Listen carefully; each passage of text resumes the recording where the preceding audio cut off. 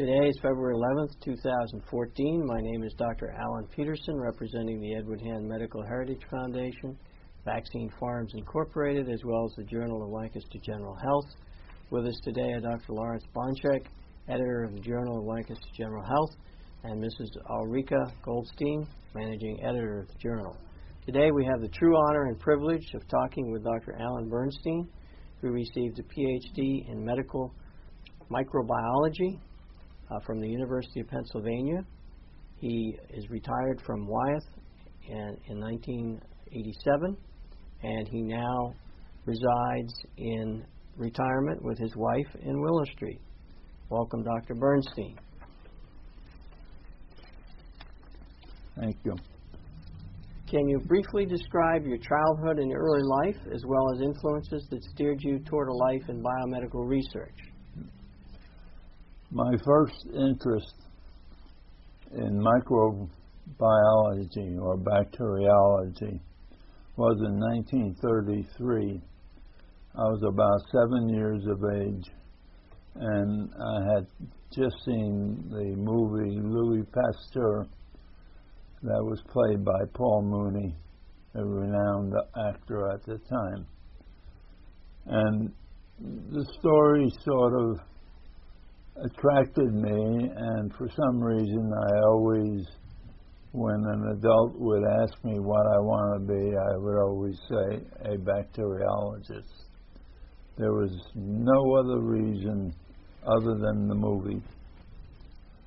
My next encounter was in 1943. I was a senior in high school in Brooklyn, New York.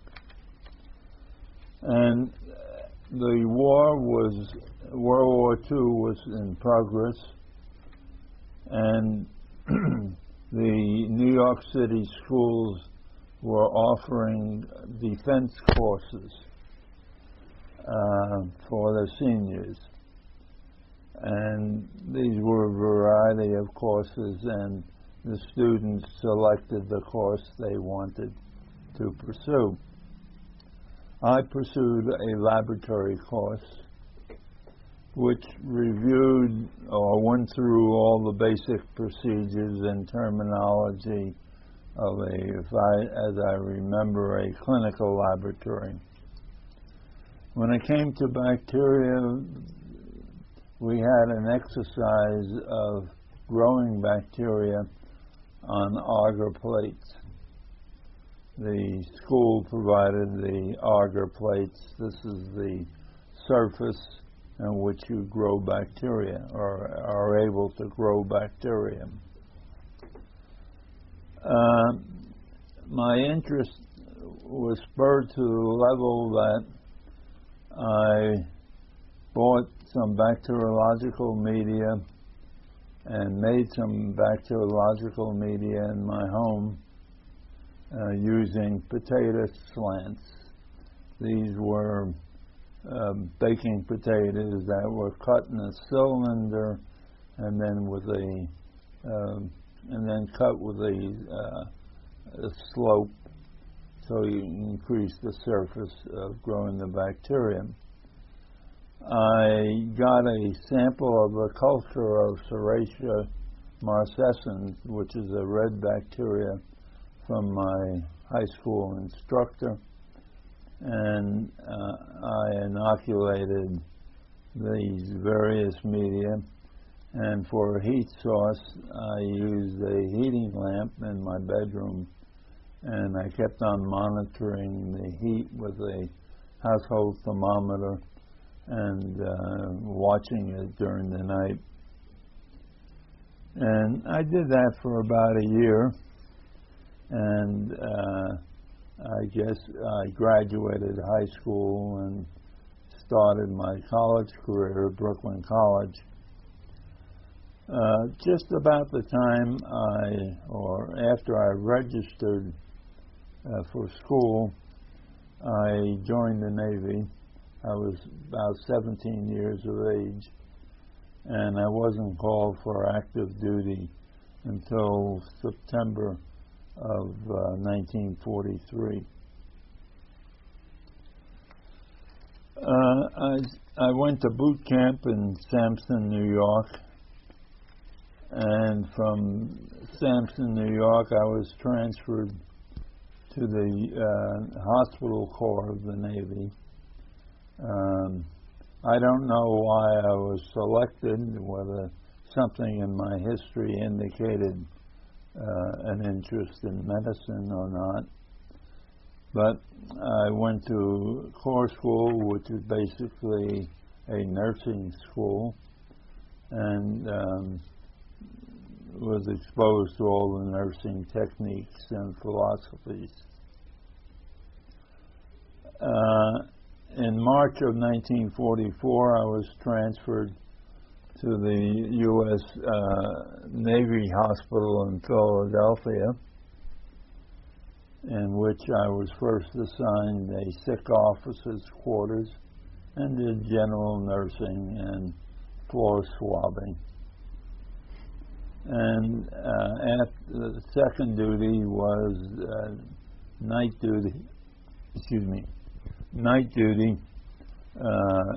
The Philadelphia Naval Hospital specialized in amputees, and these were people that were getting prosthesis or getting skin grafts to heal their stumps and whatnot.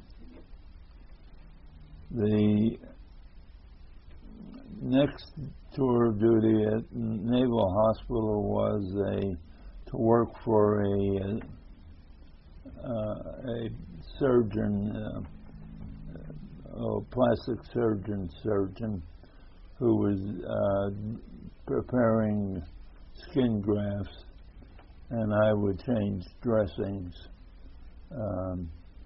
for that. I then received, after about 6 months or so, I received orders to go to epidemiology school in Bethesda. I didn't know what the word epidemiology meant, and I thought it had something to do with skin, because that's what I was doing in Philadelphia.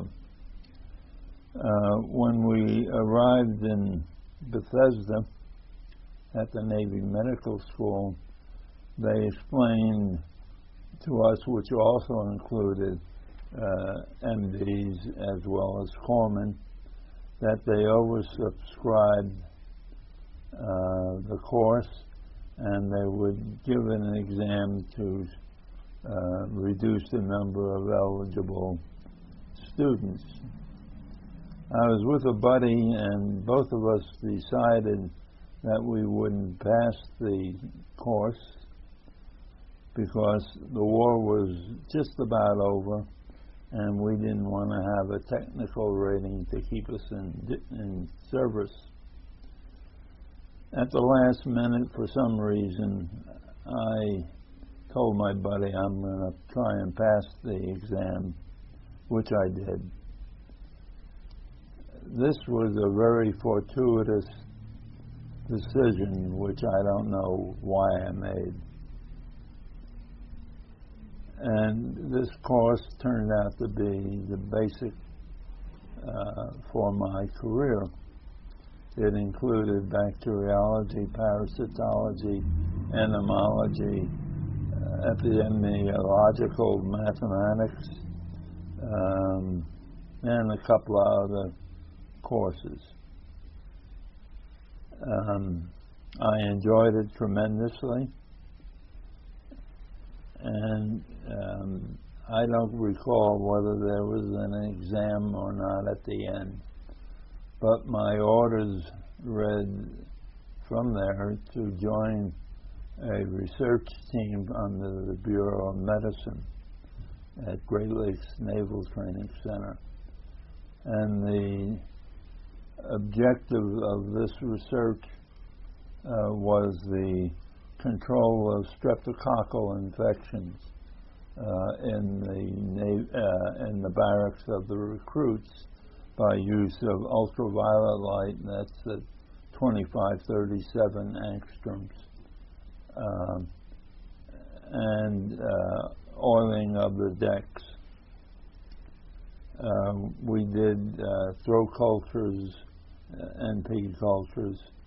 We did air sampling, and we counted bacteria, counted strep, and at the conclusion of the study, which was somewhere, let's see, in July of '46, we had a conference, and the Navy invited all the renowned bacteriologists. Elaine Updike, who was the grand dame for streptococcal infections. I had the pleasure of meeting her. And the name Stuart Mudd popped up. He was the head of the bacteriology department at University of Pennsylvania, and I picked him up at the airport and took him back to the airport at the conclusion of the seminar.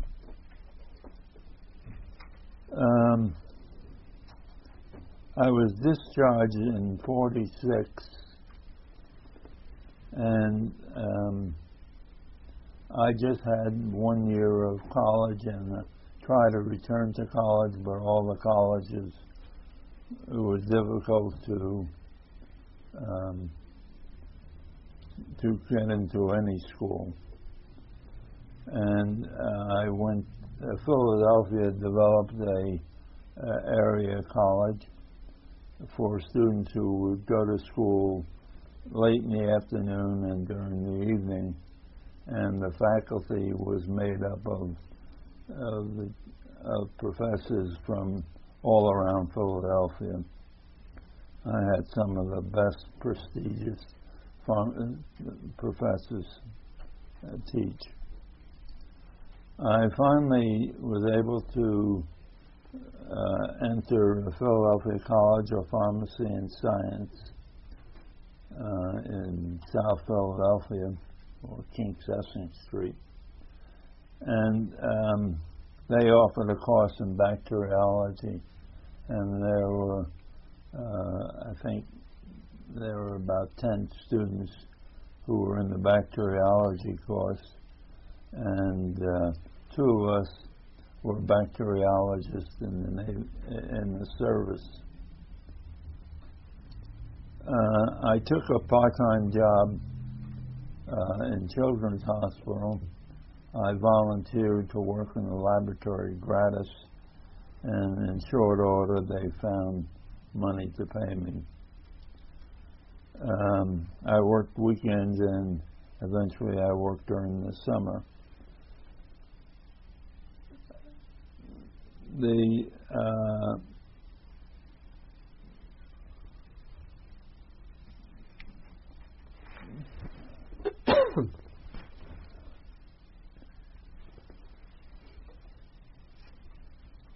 Let's see where I'm at.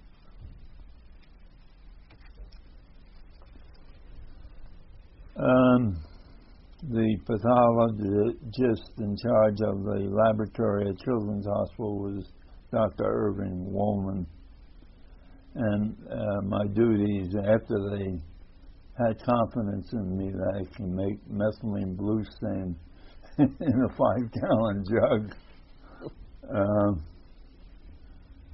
This is interesting, reminding myself of these things. I did throat cultures, nasopharynx cultures, spinal fluid cultures, ovum and parasite examinations,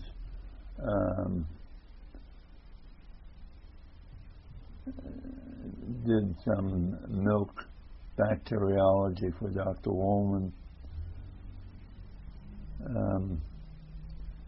and I was there for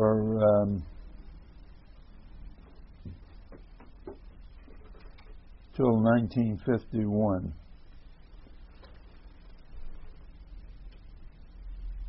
in that laboratory. In my senior year, I was reminded by the Navy that I was still in the reserves, and they called me back for Korea.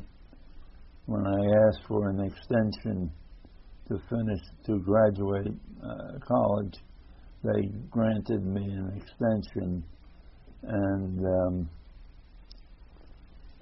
about 6 months before I graduated, I got another call from the Shore Patrol saying that I was AWOL, and I should have reported for duty in January of that year. And they sent me up to New York to be chastised.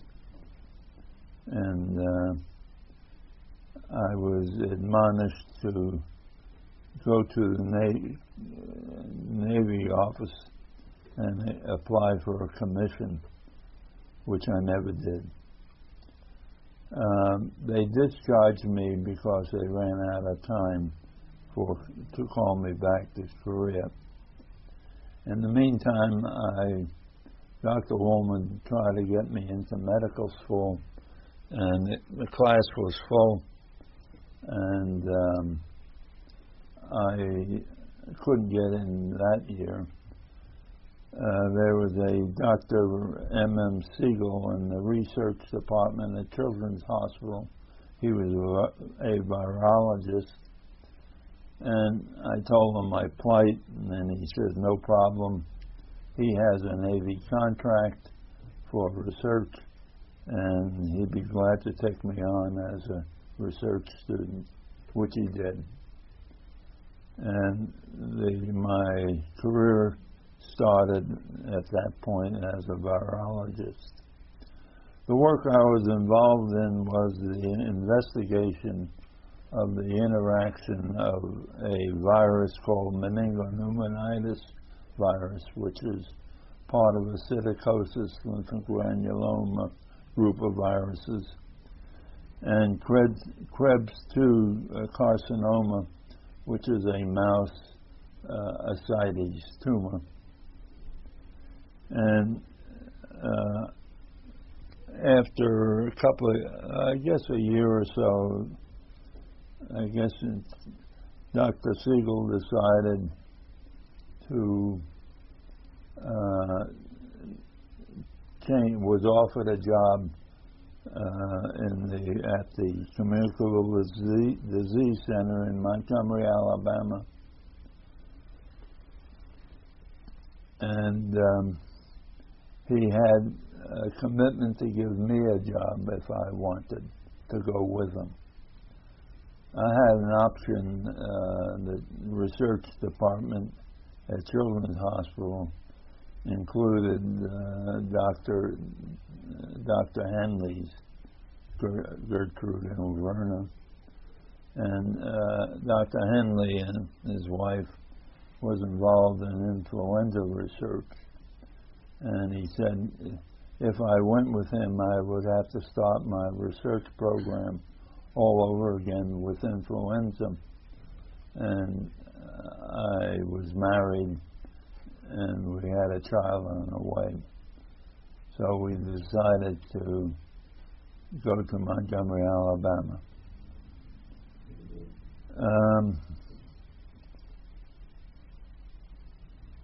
The medical officer in charge of the virus and rickettsia section in Montgomery was Dr. Morris Schaefer, a well-known microbiologist and pediatrician from New York.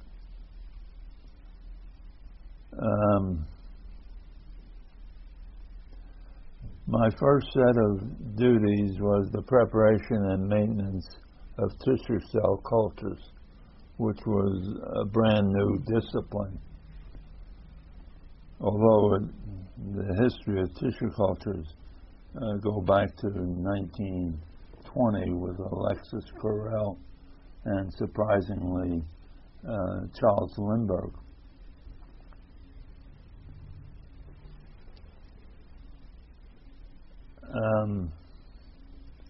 Also, I was assigned work that involved the isolation and identification of polioviruses and Coxsackie viruses. Coxsackie viruses is named after the town Coxsackie in New York, and involves enteric disease. And also I had a crack at an electron microscope. I learned how to use it, but never successfully.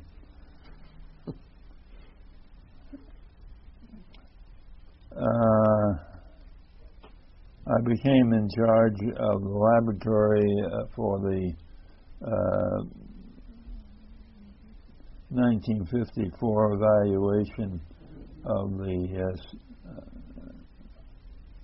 the Salk vaccine. There were various laboratories throughout the United States that would receive serum samples, and we would do serologic neutralization tests on samples to determine whether there was a conversion to immune status. Our area was Florida. Then I became acting in charge of the virus diagnostic laboratory. I supervised virus isolation, serologic studies, mostly complement fixation tests.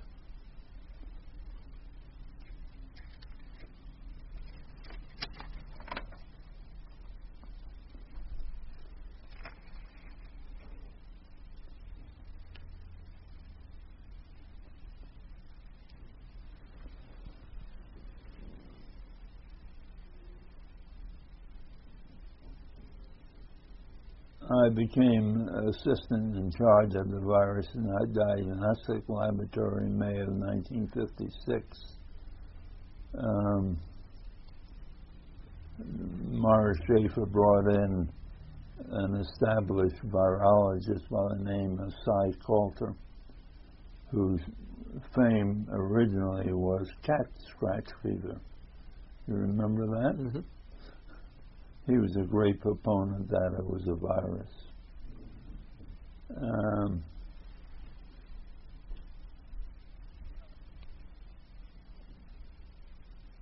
I also supervised the laboratory in the evaluation of the potency test for poliovirus vaccine, namely Salk. This was a test done in monkeys, done by the manufacturer, as well as the Division of Biologic Standards, which eventually became FDA.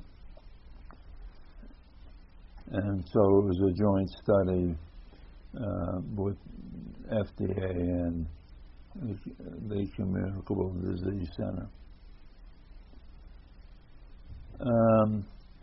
During my stay at CDC, I participated in lectures and laboratory courses presented by CDC, and they were held either at CDC or state health laboratories.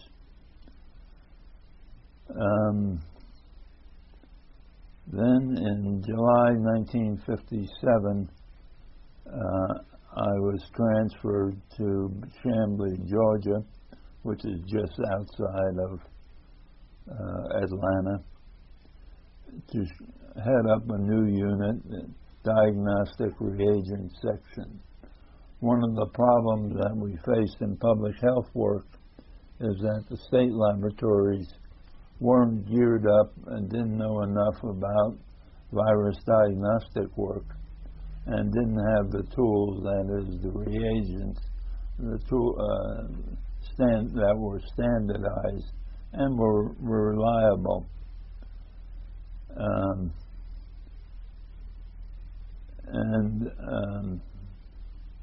So I was responsible for developing standards for rickettsia viruses, bacteria, fungi, and parasites. And early in 1958, I met Dr. Howard Tint, who was an employee of Wyeth. He was the head of the Biologic Product Development Unit in Radnor. And I had a conversation with him, and our family was planning to take a vacation trip to Philadelphia, and I asked him whether I could visit a pharmaceutical laboratory, since I had never seen one, and he granted me. And sometime in that spring we met. He gave me a tour of the Radnor facility and told me about the laboratory out in Marietta, and indicated that he had need for a virologist.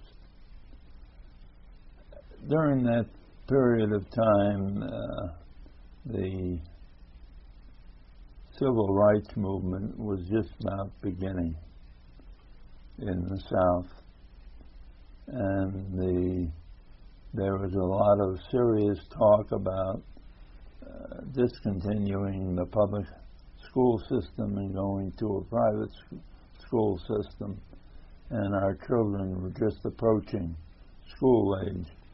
So as a family, we made a decision we were going to leave the South, and so I accepted Dr. Tint's offer for a job in Philadelphia, or Philadelphia area, knowingly that if I didn't like it there are a lot of other facilities in the Philadelphia, New Jersey, New York area for positions, and there weren't too many virologists floating around. So in August of 1958, our family moved to Lancaster, Pennsylvania. The job offer was for Marietta. The title was Supervisor of Biologic Product Development Unit.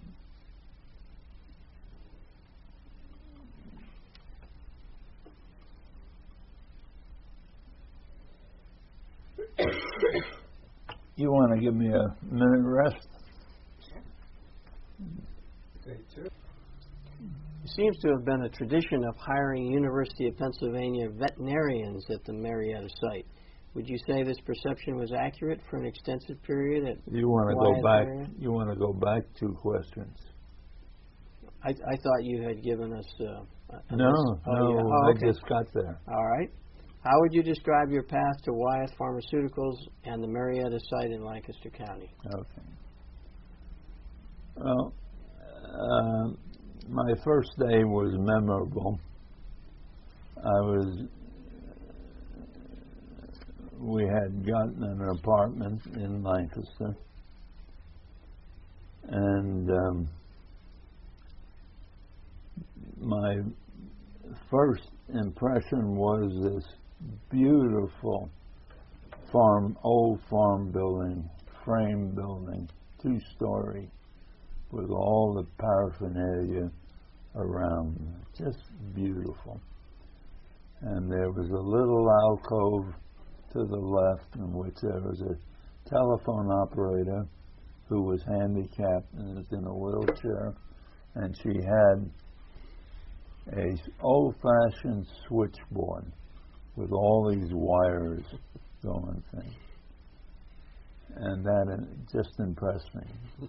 Then there was a long, curved, wide staircase, carpeted to the middle, from the middle, and I went upstairs and spoke to a secretary, and I was introduced to Dr. John Brown, who was the managing director of the facility, and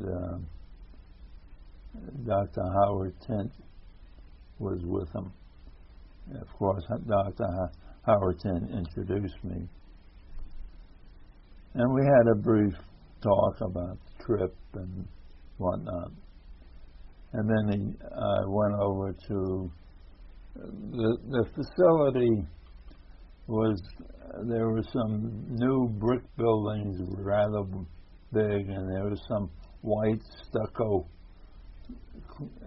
buildings. They were all separated. The lawn was green, and there were sidewalks to walk on. And there were a couple of other wood frame buildings scattered in the facility. I was taken to a brick building which housed the biological product development group. Now, I think it would be appropriate to set what Wyeth considered the biological product development and where they were anchored. They came from Radnor, that is Dr. Tint, and he had some technician, he had one Ph.D., Dr. Stone, working for him in Marietta. And this was a brick building which they did the early work on Salk polio vaccine. And there were two technicians, high school graduates, and one college graduate technician. And their prime work at that time was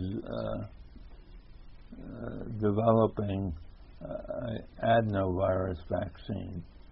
That was a relatively new virus, or newly discovered, and they were learning how to grow it in monkey kidney tissue cell cultures, and they were measuring the amount of virus that they grew by titering in monkey kidney cells. And that was the development. Now, the other responsibility that the biological product development group had at Marietta was that if production had a problem, that is, biological production had a problem, they would help the production people. Now, at that point of time, the facility was manufacturing, they were manufacturing Salk vaccine in another building. They made tetanus toxin, and then toxoid it. They made cholera, made diphtheria, again, going from toxin to toxoid, combining the four combined products. They made a product called anti-venin, which would call for the immunizing of horses with venom, curtalated venom. And they were making smallpox vaccine in heifers. Now, production, there may be a few other products that just escapes my mind at the moment. Production was not continuous. It was done sort of in groups. They would make some diphtheria, store it, then go make some tetanus, store it, and that went for all the products.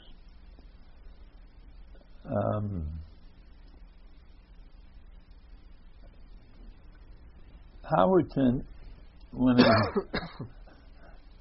he assigned me, he never really assigned me any specific duties. He says, learn it, which was necessary because I had no prior experience with it. So I got out reprints and examined cultures and stuck my nose into everybody's business, including routine production. Eventually, or within a year, a Ph.D. virologist came to Wyeth. That was Dr. Rubin. I had known him before, and he was the one that designated me as manager of biological product development in Marietta. I don't know where he got the authority for it, but that became my title.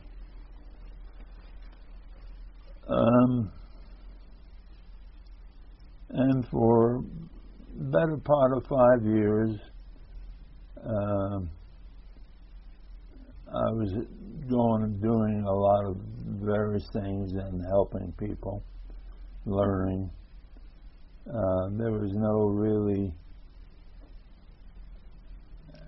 active work happening. Oh, yes, there was. I'm sorry.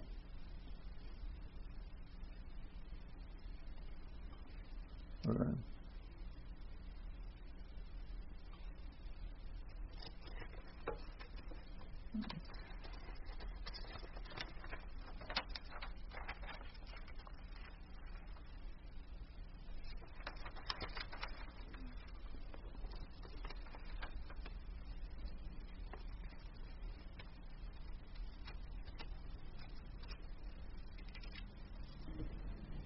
Around 1959, 1960,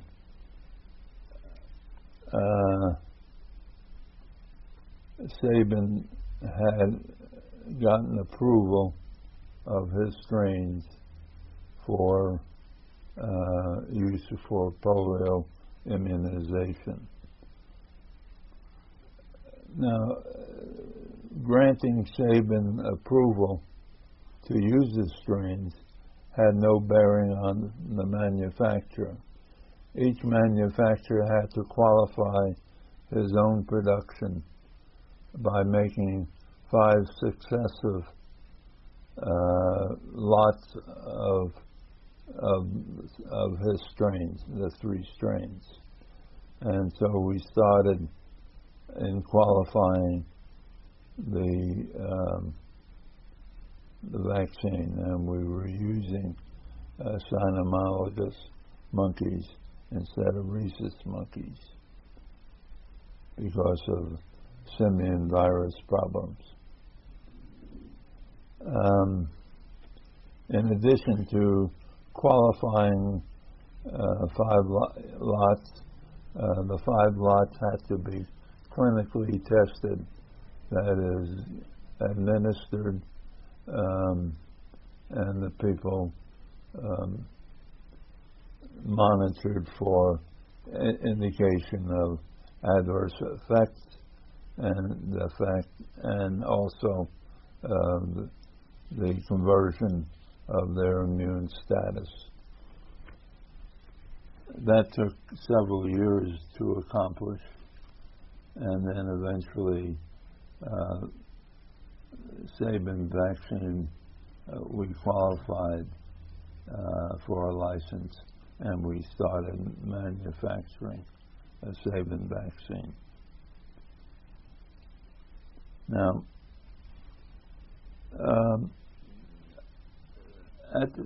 during that period of time, Wyeth was engaged in, or had been making smallpox vaccine going back to about 1880. About 1965, Wyeth established a freeze-dried procedure for the manufacture of smallpox vaccine. Now, I avoid the use of developed because in reality there was a graduate student in England who published a paper on the freeze drying of smallpox vaccine. And it was not protected by any patent law, so anybody could copy the procedure and make the product and sell it. And that's what the product development group did. We got a license, well, we had a license, and well, it was still being made by the manufacturing group. When Dr. Tint developed or utilized the freeze-dried method, it was turned over to manufacturing people to do it. Now, I'll digress for a moment. This will apply for all manufacturing. All manufacturing products are described in a manufacturing manual.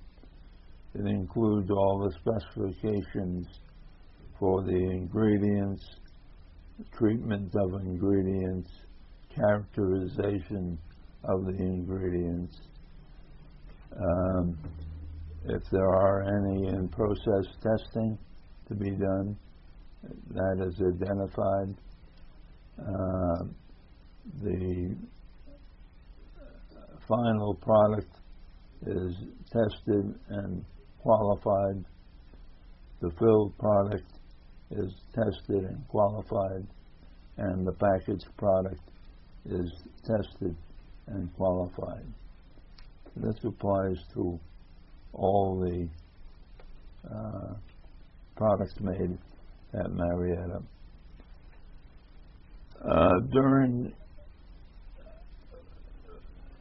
Shortly after Dr. Tint's modification of the freeze-dried procedure, I was encountering some problems with potency, and I reviewed our potency problem and manufacture, and I found that we could improve the yield and the potency, which I did. And then I went through a testing scheme to establish the quality of the change in procedure. At the same time, I also changed the potency testing for the product. The product was before that was tested in rabbits in a rather crude test. It was scarify the skin of a rabbit, and you would get a mathematical expression based on the confluency of the lesions. The use of the chorioallantoic membrane to quantify smallpox viruses or pox viruses had been well established, and the use of tissue cultures also was newly established. I developed in my study, I compared all four methods, that is the rabbit scarification, the CAM, and the tissue culture test. That would be 3 procedures. And on that basis of submitting that data to FDA, on that basis we were able to change the potency test to a more quantitative assay procedure. And that established that the new method of making vaccine was superior to what we had been doing. And that became the standard for the product.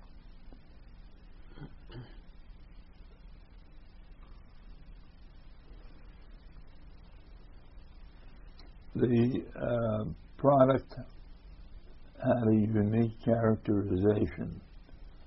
The dried product before use was reconstituted with a diluent and used. The bifurcated needle was not quite developed until the regular pointed needle, conventional needle, was used to administer the vaccine at that time, about 1960.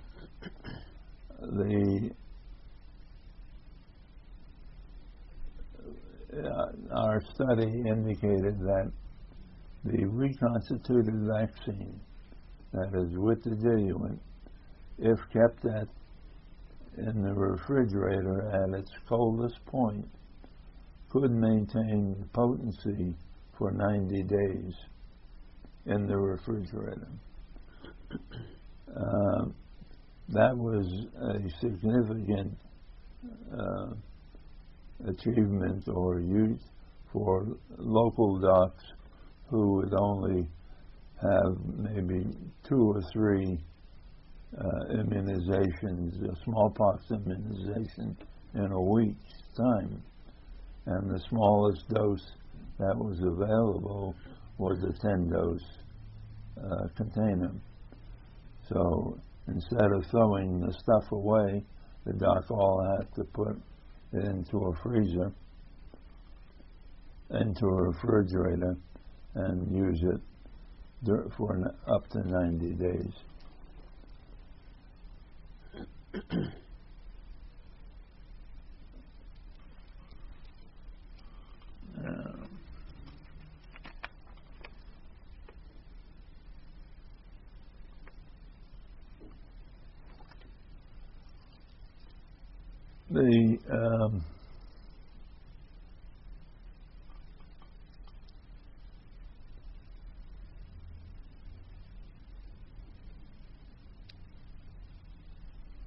Around 1960, thereabouts,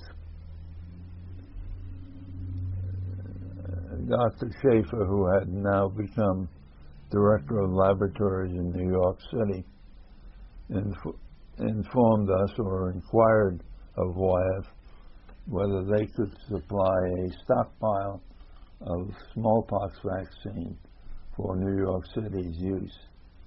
New York City had a law on the books that mandated the availability of a stockpile.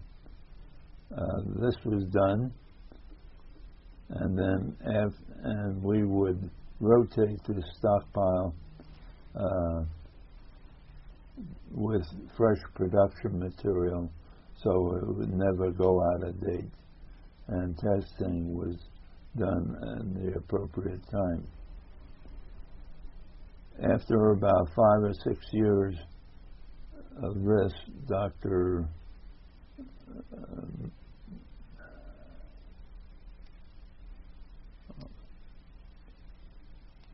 Oh, come on.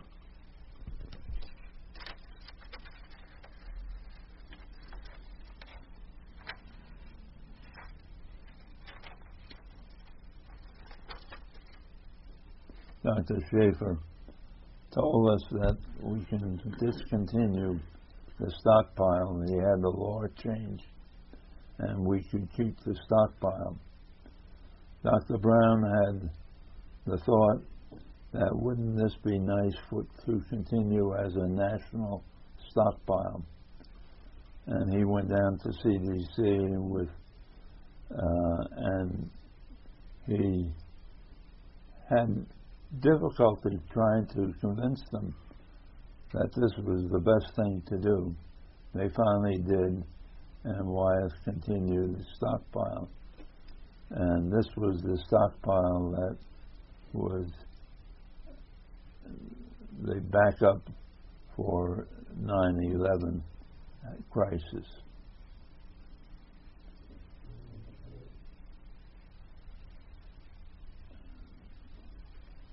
During this period of time, WHO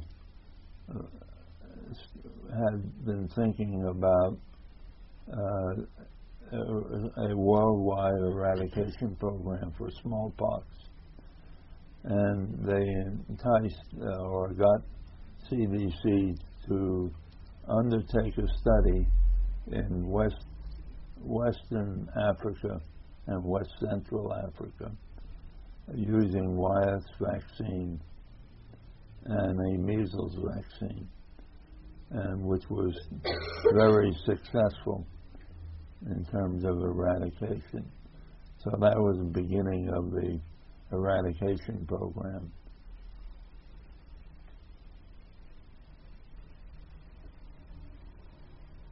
Now,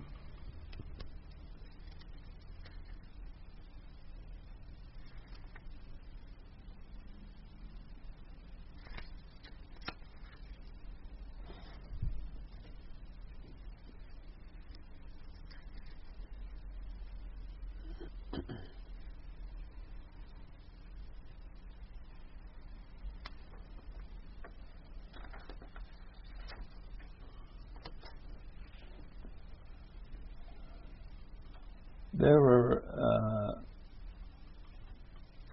during the following years, let's see,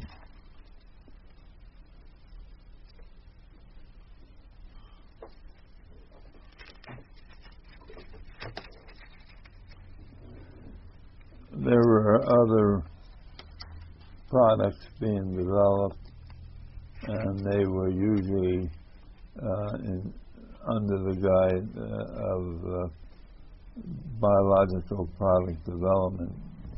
There was a rabies vaccine, a tissue culture vaccine that was developed by Dr. Tint's group. They were, as I was involved in producing cholera toxin, there were a group of scientists, one from Texas, Dr. Finkelstein, and there was one from Long Island University Medical School, whose name escapes me. And they had a theory that cholera the cholera disease was involved with a toxin. And what they asked Wyeth to do was to make the toxin according to their formula and just provide it to them as a research tool. One of Wyeth's scientists developed an interest in this product, and she started making a toxin her own way. And it never went any, it ended up no different than the initial cholera toxin. And the conclusion was the cholera toxin played no role in the cholera disease, and the study was abandoned.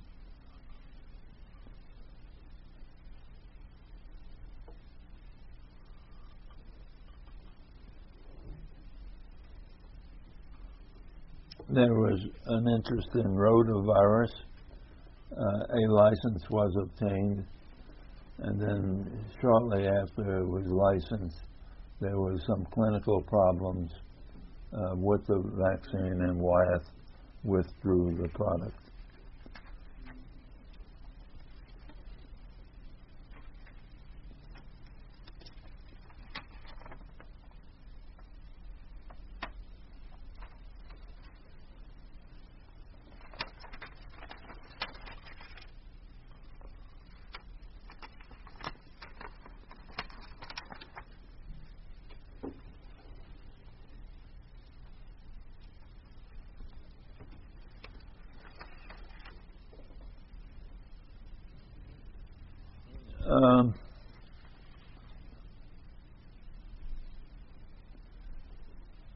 In 1968, or 65 or thereabouts,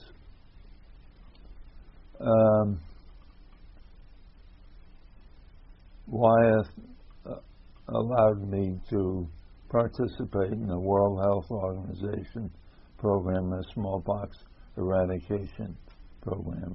It was to be for a short period of time as a consultant. And the reason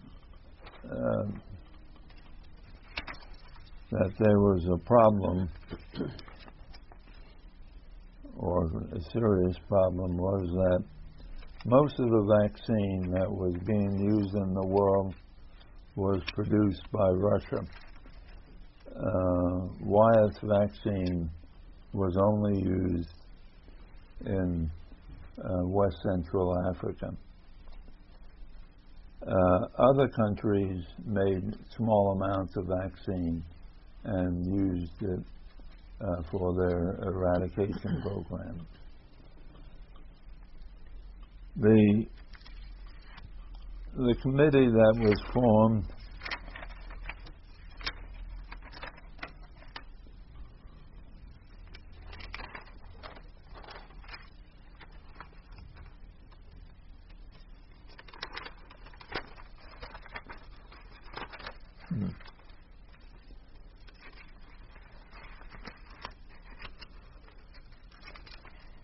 here we are.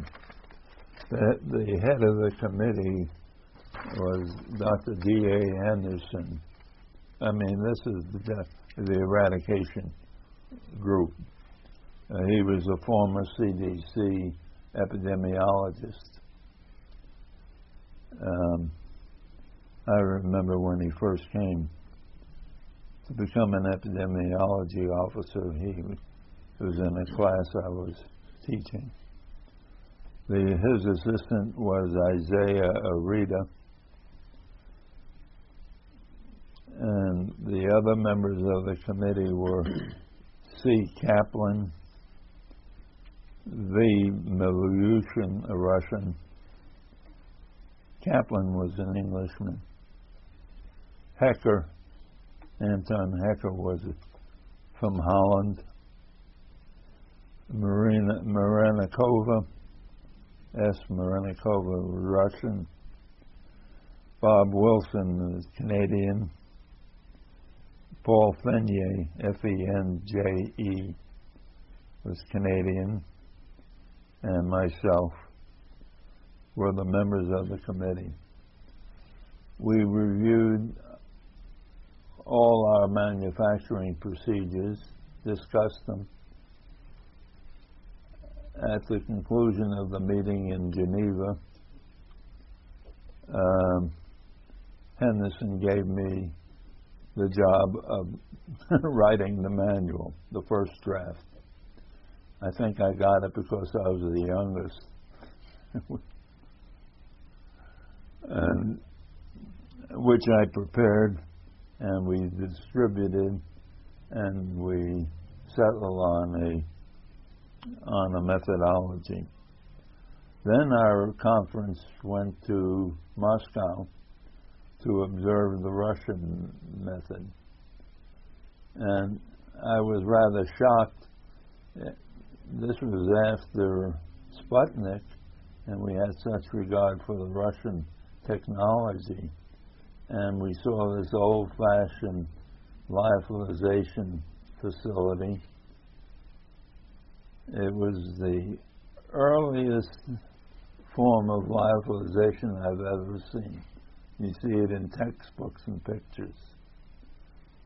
And then to top it all off, after the lyophilization procedure, they disconnected each vial in a room that had no air conditioning, no humidity control, and then they would stopper it. And that was it. Well, it wasn't a wonder. Their humidity, the water content was so high that it didn't have any stability.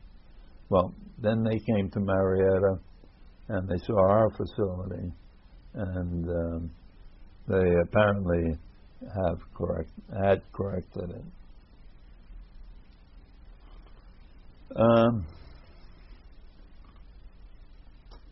During my status as a consultant, I was asked to go to Iran, and while I was in Iran, they asked me to go to Bangladesh. The Iran situation was a boondoggle. the director of the laboratory was looking for a trip to New York City. And he would hope I would include that in my report. They made vaccine in rabbits. They tested it in rabbits, and it was very primitive. But, you know, based on their data that I saw, it was adequate. So he never got a trip to New York. My trip to Bangladesh was they had a centrifuge problem, and someone in Geneva thought Bangladesh wasn't too far away. So I spent the night outside of Calcutta, which was very shocking. And the problem was resolved in Bangladesh.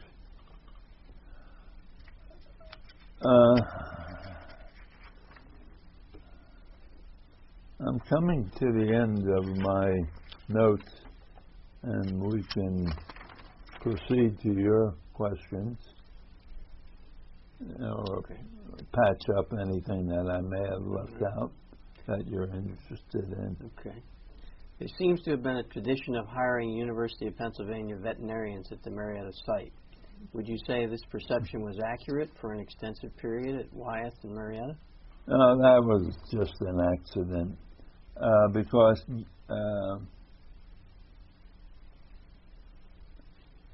the founding doctor was from the medical school. His son-in-law was a veterinarian, and so the family inherited that. That was the Gilliland Laboratory. And there were a couple other vets came from there, so. Let me just give a little bit of the history for the readers of the Marietta Biological Laboratories. It started in 1882 by Dr. H.M. Alexander and Company as Lancaster County Vaccine Farms, and that went until 1916. In 1917 through 1943, it became the Gilliland, Gilliland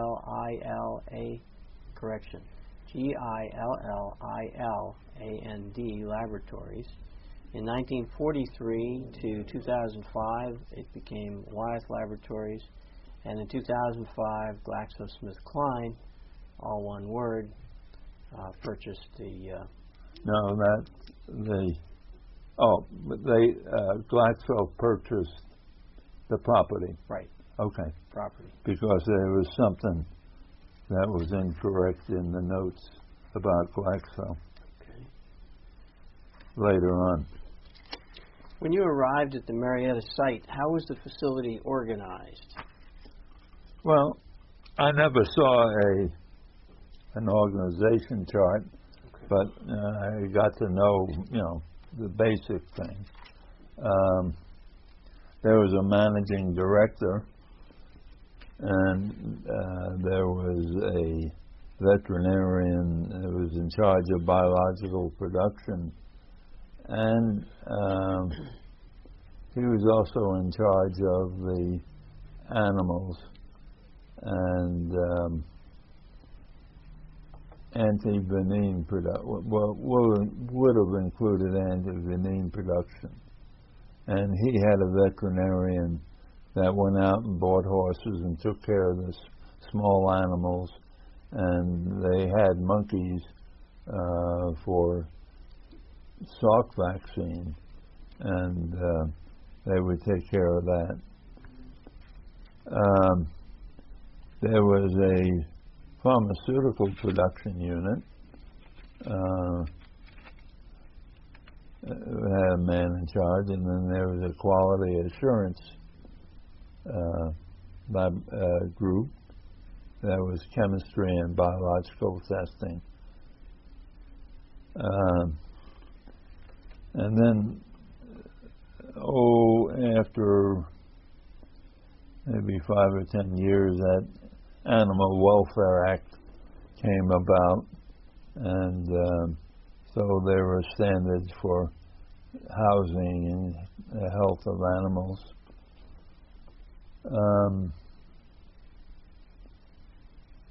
Then administratively, there was material management that would buy all the equipment, materials. There was a personnel group. There was a plant maintenance and security group. And there was an accountant. Where would you position the research branch in a larger tree diagram of Wyeth and Marietta? Well, at Marietta, there was no, well, go back. At Radnor, there's a research department head, the vice president, that included pharmaceuticals and biologicals. He was Howard Tint's boss.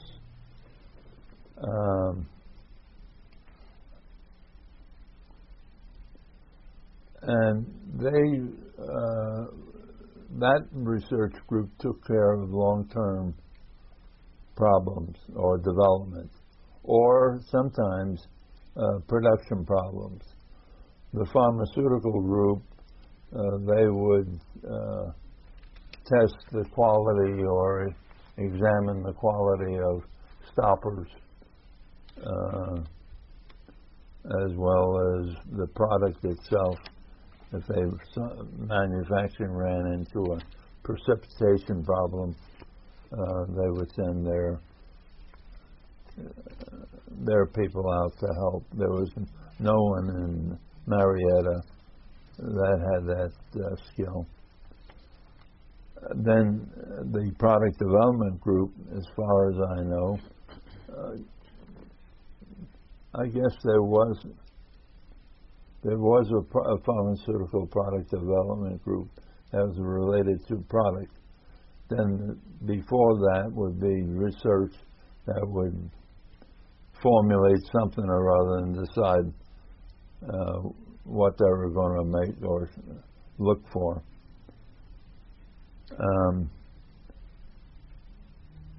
So at Marietta, there was no pure research. I had pretty much free reign. My confidant was John Brown. My second level of confidant was Howard Tint. We would tell him, this is what we're doing. And he would always complain about it. The money comes out of his budget, not production. But he was always willing to do it. He was a great guy to work with. That sort of answers my next question, which was, how do you describe the relationship between the bean counters and the researchers? Oh, the bean counters, we really didn't have any, I didn't have any close relationship. In manufacturing, they put in a standard cost system, and so they sort of predict what cost should be, and it's the deviation from the cost that you may have to answer to. But they rarely gave us a bad time. Were you free to explore pure research as a large percentage of your time, or were your hours directed towards mainly products with more immediate commercial value? All my research work was more or less focused directly or indirectly to product.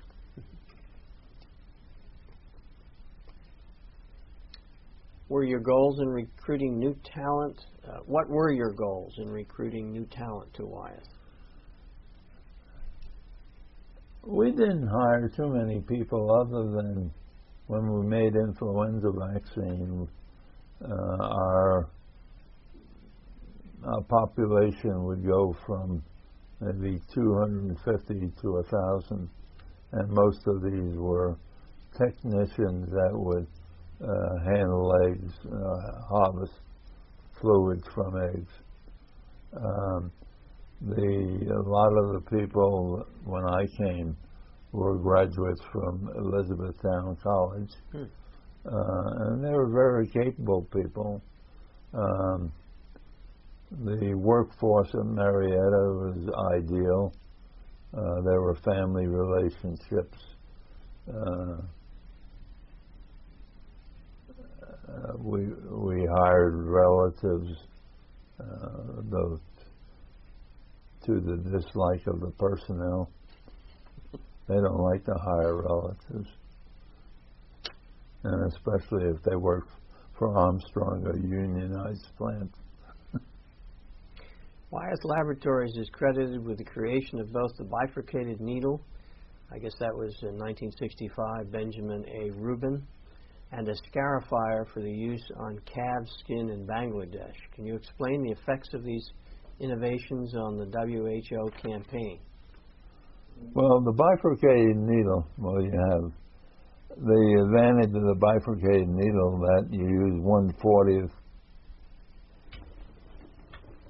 of the dose. In other words, you've expanded.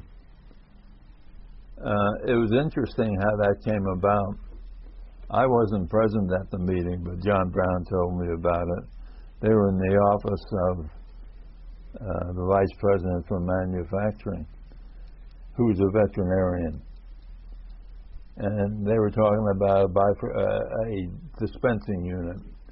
And he says, you know, when we did wing web immunization of chickens, this was this bifurcated needle that was used. So the idea of the bifurcated needle came from a vice president, and Ben Rubin was present at the meeting, and he took up on it. Now, he did a lot of work, but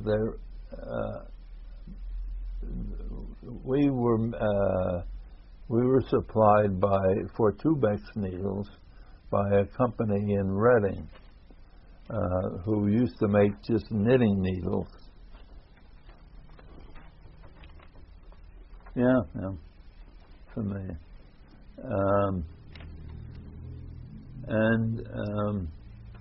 So they undertook this project, and he suggested design changes.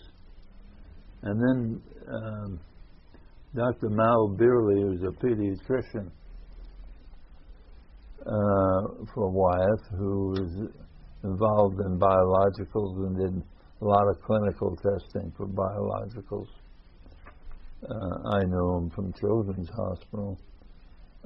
He would do the clinical testing and make suggestions. So, in reality, the bifurcated needle was the byproduct of 3 or 4 people. Ben Rubin got the credit. He went to the patent office, Wyeth's patent office, and got things started. So be it. And do you have anything to say about the scarifier? Yeah, the scarifier was a development of one of the head of the smallpox unit, Dave Hoover. And they had an old-fashioned scarifier, and he decided it would work better, and the idea was to scarify the surface of the washed skin of the heifer, so to minimize the amount of blood. And it worked well. We didn't make a big to-do about it. And did it have any significant effects on the innovations of the WHO campaign? Well, the percent of the vaccine that was used was from Russia. Whether they ever took up with that scarifier, I'll never know. I know some other labs, the one in Holland made some units. But I don't think in itself it was any great shakes for the eradication program. The fear of transfer of pathogens from chickens, such as avian leukosis, might have been a concern early on. Were there any attempts to monitor flocks that produced eggs for vaccine production? Well, that question really pulled my memory. The answer was yes. We had a fellow work for a Ph.D. named Fontes, and he's a graduate was a graduate of Michigan State University. and his mentor was a veterinarian who had an avian leukosis-free flock. And we became interested in it, and we got some fertile eggs, and we grew a flock, but it never went anywhere. There was never any demand for it. Can you tell us your thoughts on the development between whole cell versus acellular pertussis vaccine?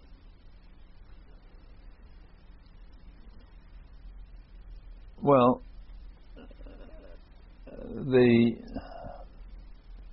there were always two vaccines on the market. One was Wyeth vaccine that was, I think, Merck also made, and National Drug.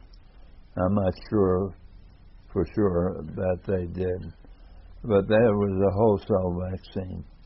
And Lilly made called Trisolgen, a soluble extract.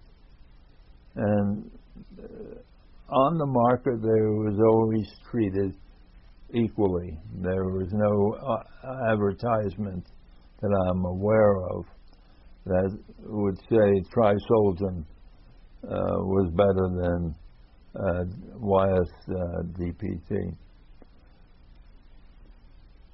There has been a change in the pertussis vaccine, and someone's going to have to explain why we're having an increase in pertussis disease. When the federal law changed the dynamic and protected producers of vaccine from some kinds of litigation, did this enable a shorter development time for some life-saving vaccines and sera? No.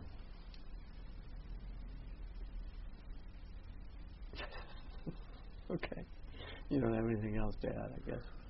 No, I mean, the government did what, I can repeat the logic they pronounce.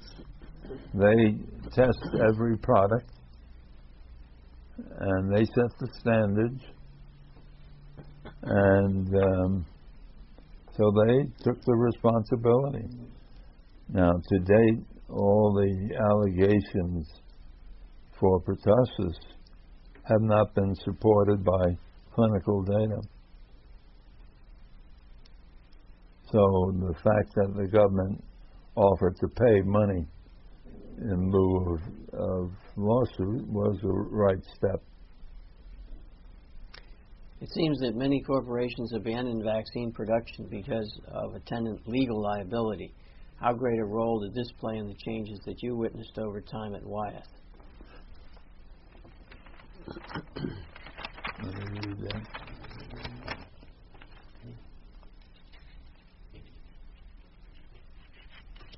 Where was that in the second page? Second page, about 2/3 of the way down. Oh.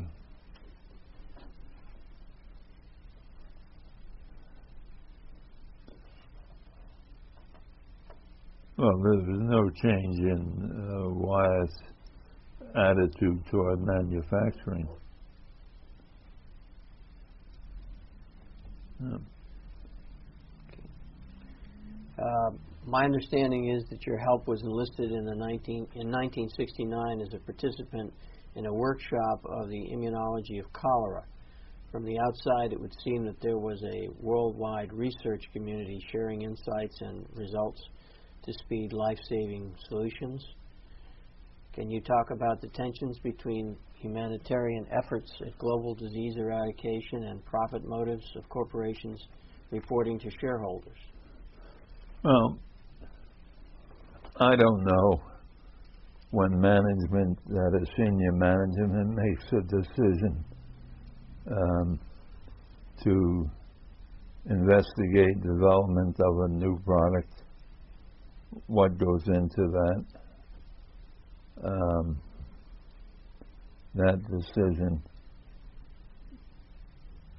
But in terms of when there's a humanitarian need for the product, a manufacturer has always stepped forward.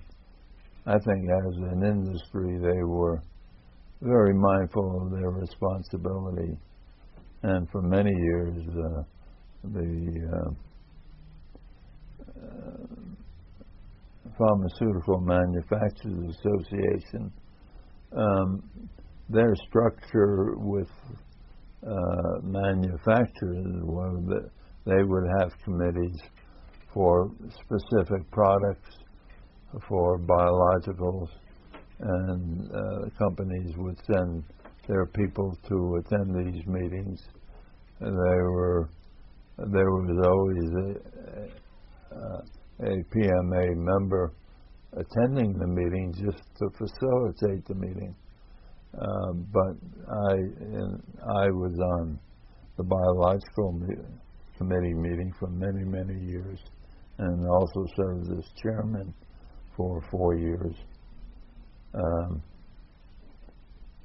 There was never any pressure. There was usually encouragement to do something if there was need for it. Was there a specific moment that you would describe as a turning point in the vaccine production community?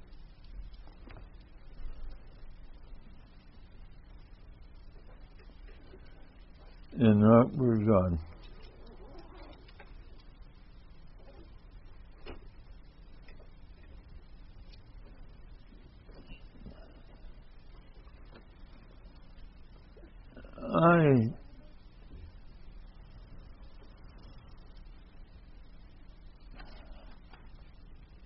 I don't think so. I mean, there were ups and downs, and it's like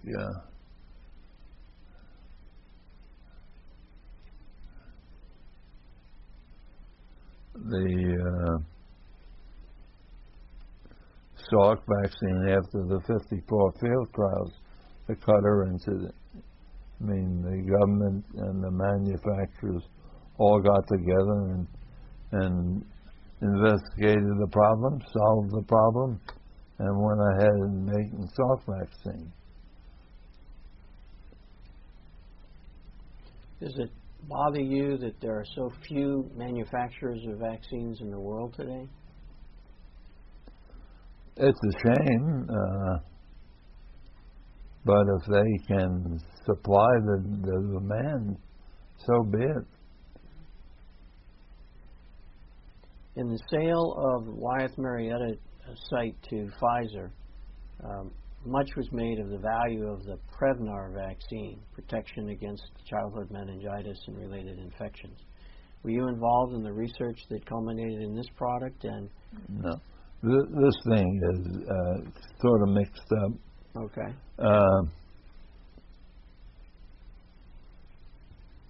The property was not sold to Pfizer. Okay. Just the company. Okay. The property was sold to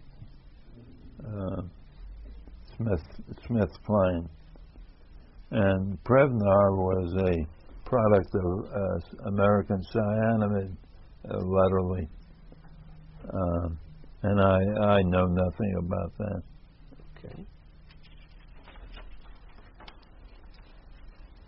Dr. Plotkin and other giants in the history of vaccines have valiantly countered myths that connect HIV to early polio vaccine campaigns.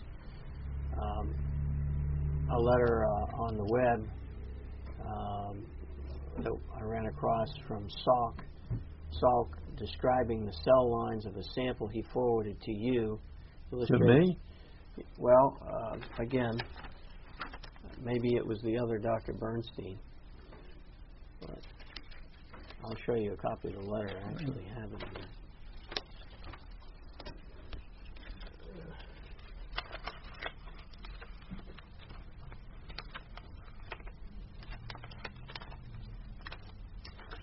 Well, I did have it here.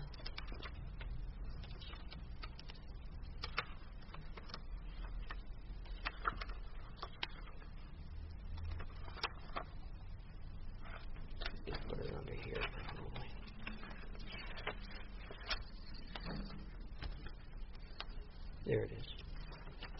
Maybe that's not you. I thought it was.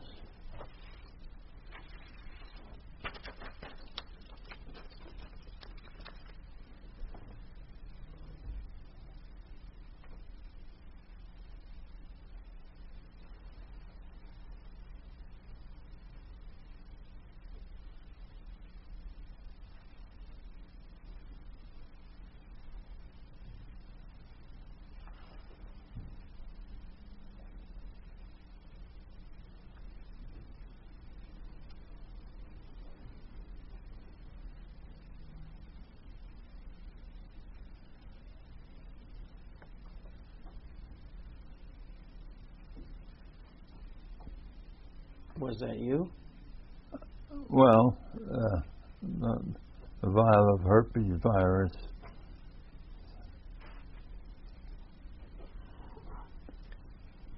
Would you like to comment about the use of monkey kidney tissue in research at the Marietta site and the safeguards and protections that were in place?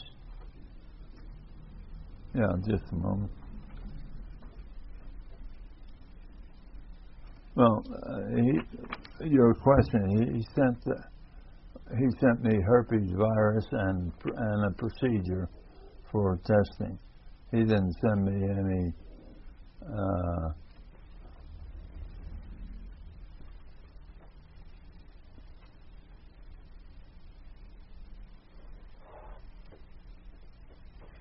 describing the cell lines of a sample he forwarded to you. Well, when you say cell lines, in my interpretation, means tissue cell cultures. He, according to this thing, sent me some herpes virus.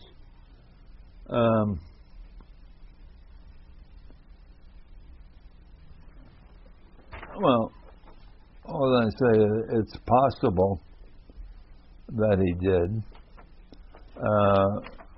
The manufacturers of tissue culture monkey tissue culture vaccines, as well as Wyeth, were always mindful of the potential for B virus infection. Wyeth had one case. And it was very unusual.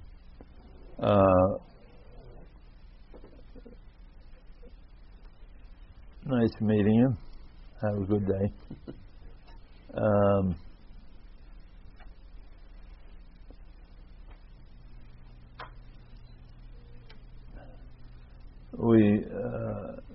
The industry talked about it together, and we always came up with a way of keeping quarantining monkeys, isolating monkeys,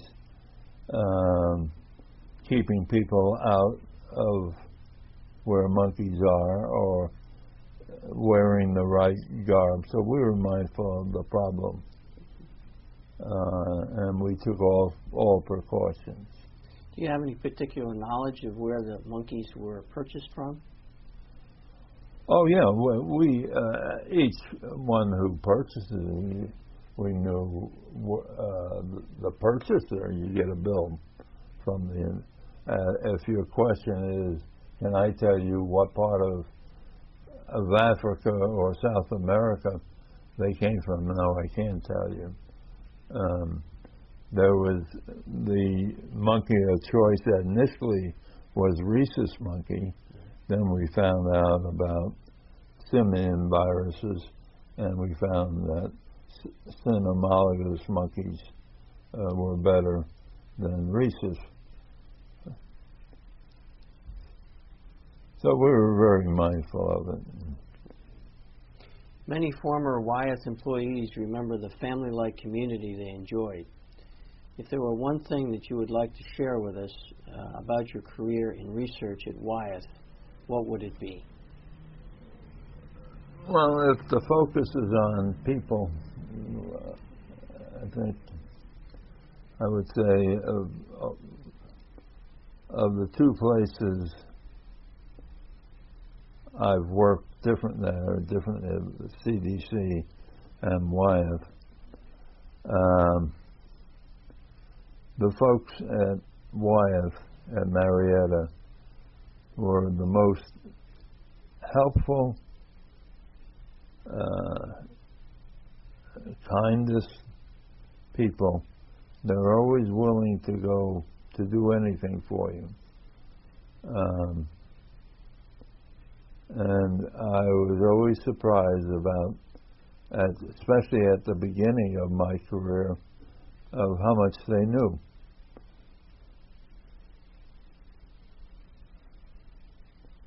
And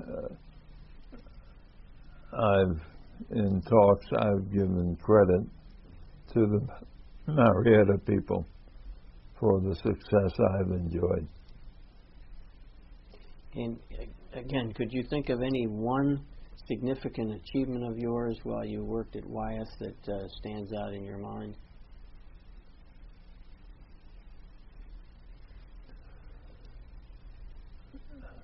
Yeah, that was a very interesting thing I did. We were, that I've always taken pride of.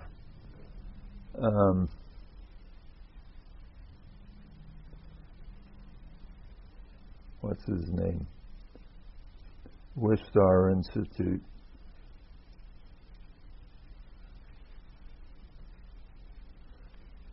Oh, what's his name? It involved Plotkin, but what's his name?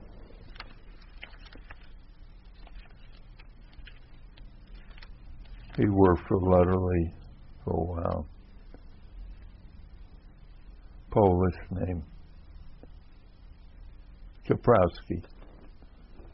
Hillary Kaprowski. Hillary had a strain of live polio that he was testing as a candidate for a vaccine. For a vaccine. And he was doing studies in Africa. And there was a case where there was a polio case in a vaccinated individual. And the question, as always, was it vaccine strain or wild strain? I had read a paper by a fellow named McBride. It was a sort of a dynamic neutralization test in tissue culture. And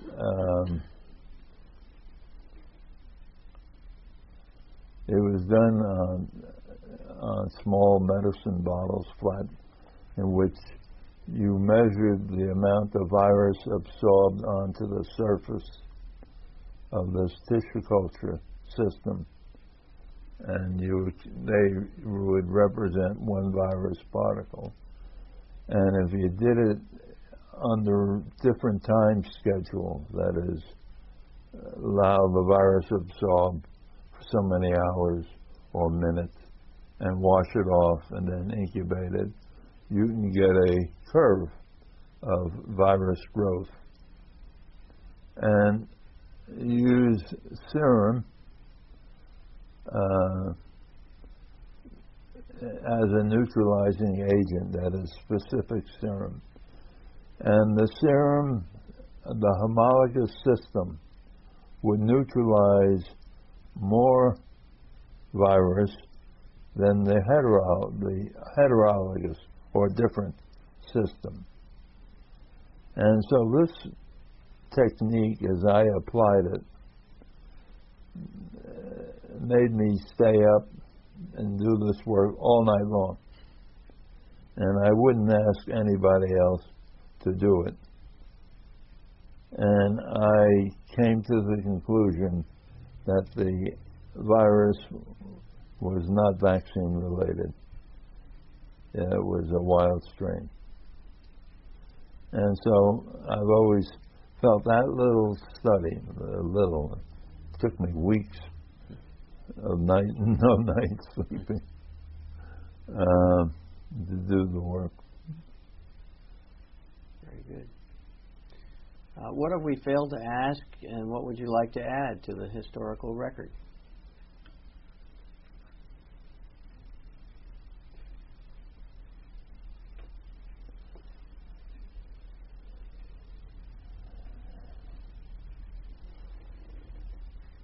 I enjoyed the work.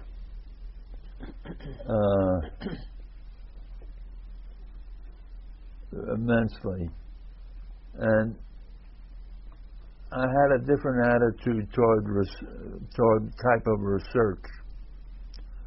My first research with the meningopneumonitis virus was very theoretical. I mean, it was a virus and a cancer.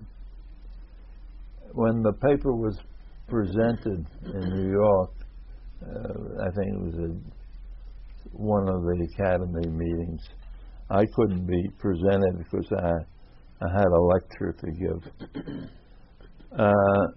My wife got, after the meeting, it reached the late press. Virus kills cancer cells. You can well imagine. My wife got many calls from family members saying, can you help us? We have a member. And she conveyed this, of course, to me. And so I sort of, at one time, thought about, what was my effort for? And then when I got into CDC, and especially Wyeth and making vaccine, here I was making a product, or involved in a product, that was helping people, that you can measure the help. And so my attitude toward my research career was this was a better choice for me. Now, of course, we have the human papillomavirus vaccine, the HPV vaccine, Yeah. that actually prevents cervical cancer as long as it's inoculated into the person before the disease is contracted. So it's come full circle. And hopefully there'll be some more of those in the future. How do patients' parents react to the request? Depends, of course, on the parent. But we try to point out the importance for it, both for males and females. Yeah, I mean, it's needed on both sides. Right. Thank you very much, Dr. Bernstein. We appreciate You're your welcome. time and effort and summarization of your lifelong profession. Thank you for doing this.